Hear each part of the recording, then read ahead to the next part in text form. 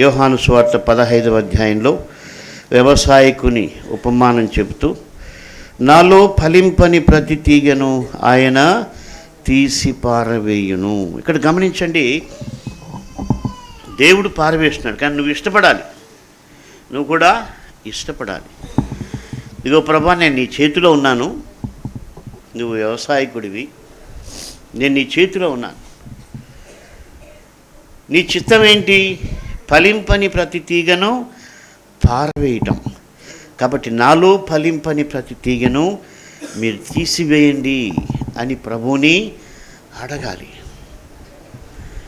దేవుడు తప్పకుండా తీసేస్తాడు. ఫలించింది ఎందుకండి? ఫలించింది ఇప్పుడు ఎవరు కూడా తోటలో కొన్ని చెట్లు పెడతారు, అవి ఫలించకపోతే తీసేస్తాడు, ట్రై చేస్తాడు. ఆ ఉపమానం కూడా బైబిల్లో ఉంది.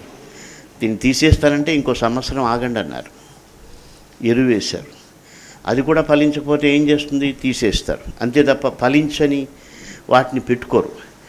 కాబట్టి ఫలించని వాటి వలన అంతా వేస్టే, స్థలం వేస్టు, టైం వేస్టు, డబ్బులు వేస్టు, మొత్తం వేస్టే.